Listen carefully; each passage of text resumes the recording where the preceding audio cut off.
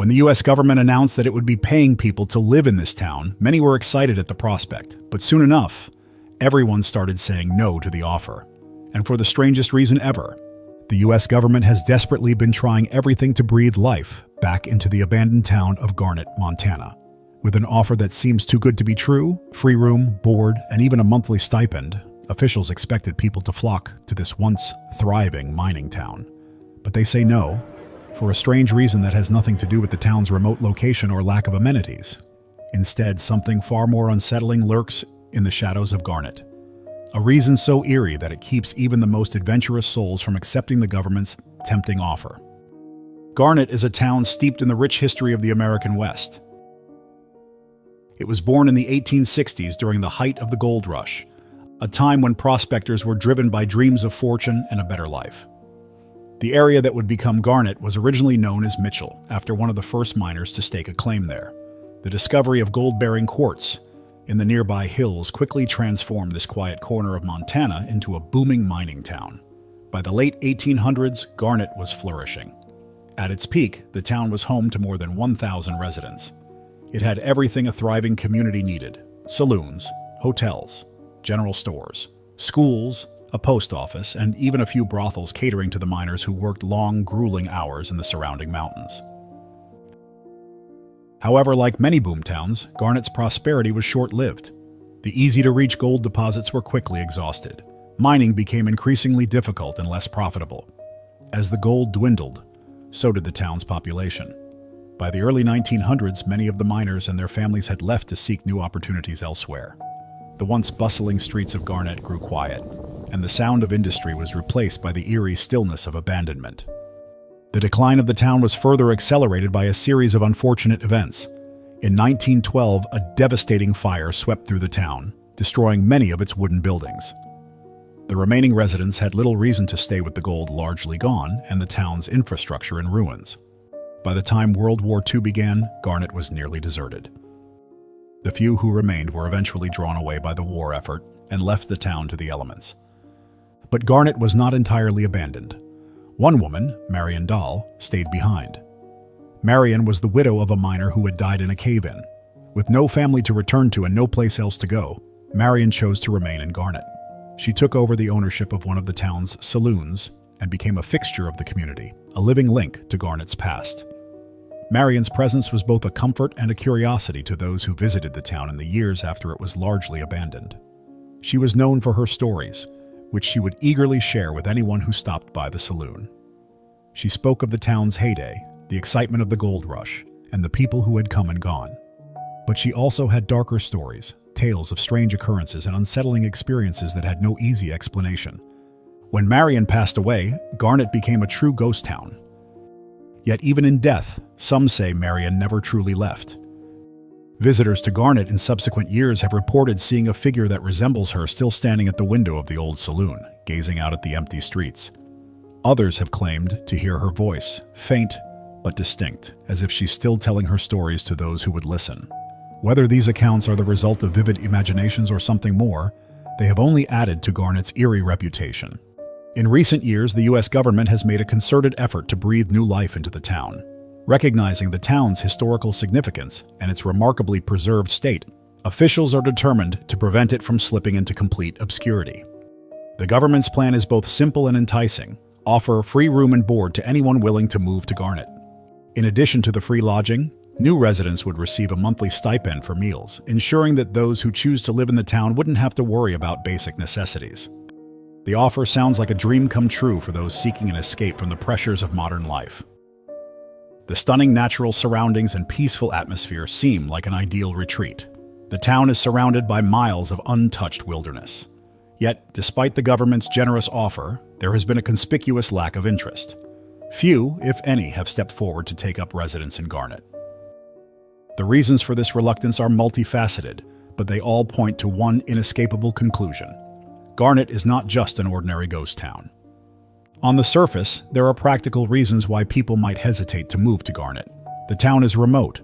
There is no reliable Wi-Fi, no entertainment options, and limited infrastructure. For most people, the thought of living in such isolation, without the comforts of modern technology or the company of neighbors, is daunting. Moreover, The government's offer comes with a catch. Anyone who chooses to live in Garnet must also contribute to the town's upkeep. This includes working at the local souvenir shop, maintaining the historic buildings, and giving guided tours to the occasional visitor.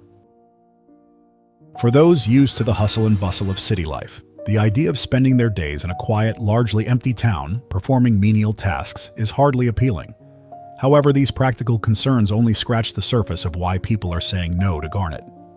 There is a deeper, more unsettling reason that keeps potential residents at bay. The town's eerie reputation, fueled by countless stories of ghostly encounters and strange occurrences, casts a long shadow over the town.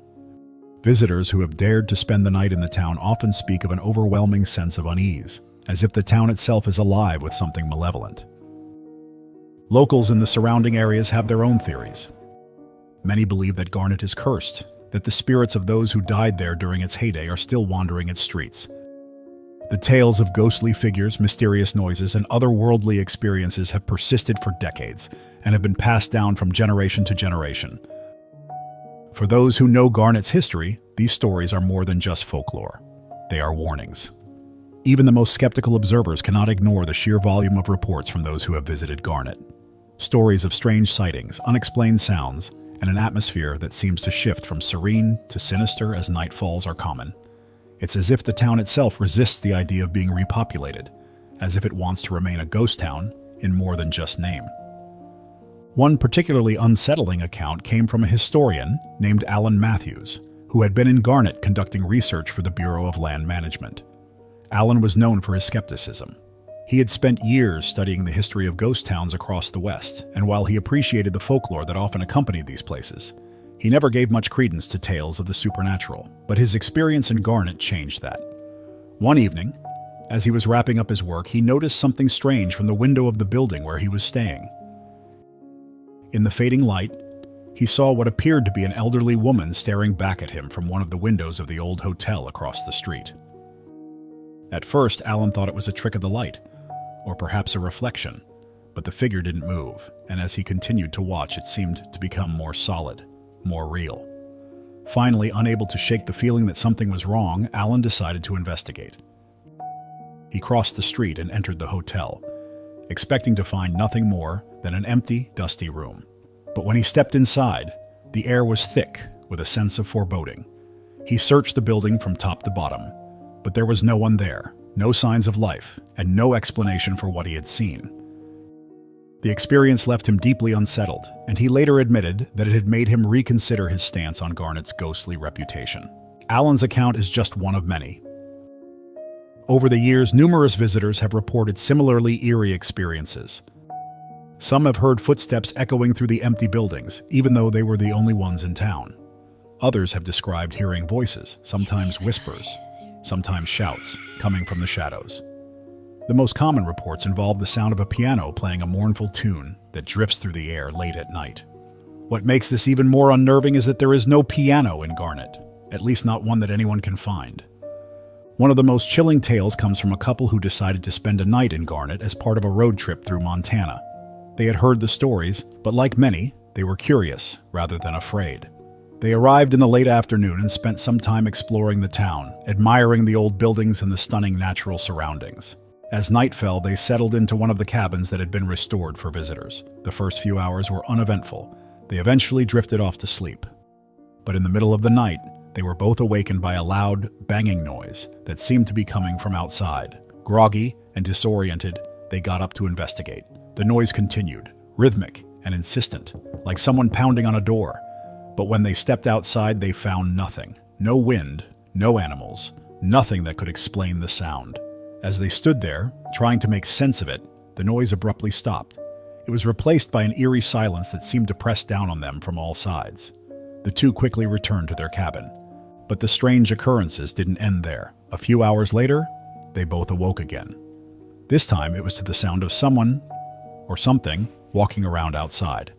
The footsteps crunched through the gravel with an almost mechanical precision. Terrified, they stayed in bed and listened as the footsteps circled the cabin. The footsteps eventually faded away, and the rest of the night passed without incident. But the couple was so shaken by the experience that they left Garnet at first light, vowing never to return. Their story, like many others, has become part of the town's dark legend, a warning to anyone who might consider spending the night in Garnet. These stories, whether they are the product of overactive imaginations or something more, have created an aura of fear around Garnet that is impossible to ignore. For those who believe in the supernatural, this ghost town is a place to be avoided at all costs. Even for skeptics, the sheer number of reports and the consistency of the experiences are enough to give pause. The idea of living in a town where the past seems to be alive and well is too much for most people, no matter what the US government offers. So this is why, despite the generous incentives, no one has taken the bait. The reason why is far more unsettling than simple isolation or lack of modern conveniences. Garnet is a place where the past refuses to rest, where the echoes of history are not just memories but living presences that haunt its empty streets. What solidifies Garnet's fate as a ghost town is not just the legends themselves, but the consistency of the experiences reported by those who have been there. The stories are too similar, too frequent, to be ignored.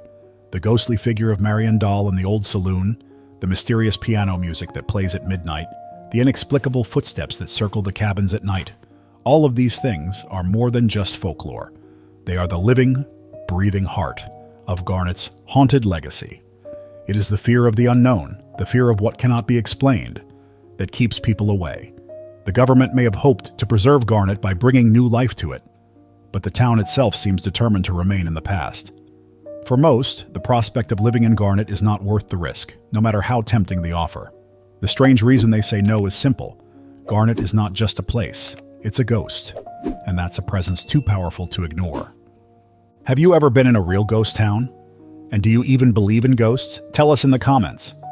We'd love to hear. For now, we're out of here. Catch you in the next video.